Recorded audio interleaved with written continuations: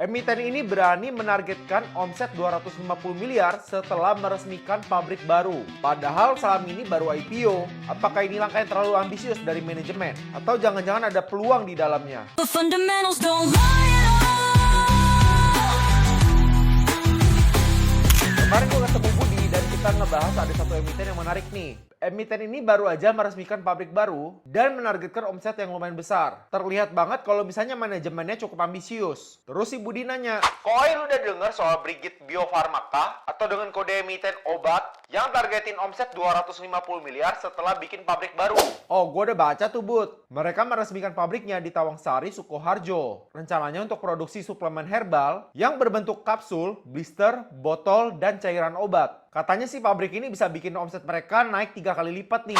Gila ya kok, berarti mereka optimis banget ya kok sama pasarnya. Iya, optimis banget Bud. Apalagi produk suplemen herbal lagi naik daun nih di belakangan ini. Makanya mereka targetin 250 miliar per tahun dari pembuatan pabrik baru ini. Tapi modal pabriknya juga gede kan kok, sampai 15 miliar. Betul banget Bud. Dananya sendiri berasal dari IPO awal Januari 2025. Mereka dapat hampir 60 miliar tuh. Sebagian dipakai untuk bangun pabrik ini. Jadi mereka udah rencanain ekspansi ini sejak awal. Wah, kalau gitu ini jadi momentum emas dong kok buat naikin omset mereka.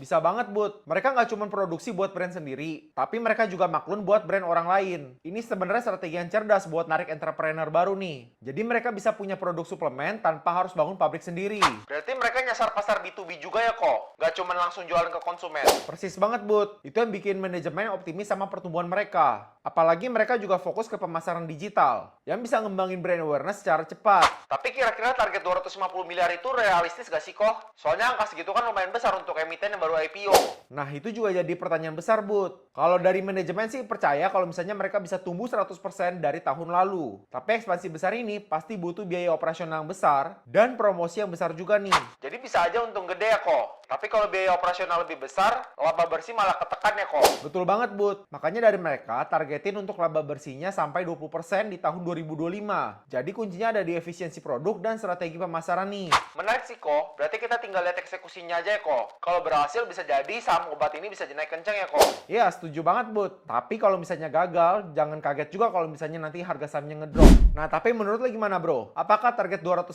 miliar per tahun itu terlalu ambisius? Atau memang udah realistis nih? Dan ekspansi yang besar-besar ini akan menjadi booster untuk saham obat. Atau malah jadi beban keuangan? Coba deh tulis di kolom komentar. Buat lo yang mau dapat update soal saham obat, langsung aja follow akun ini ya. Kamu juga bisa bagiin video ini ke grup-grup saham lo. Dan simpan video ini untuk memperkuat tesis lo. The fundamentals don't lie.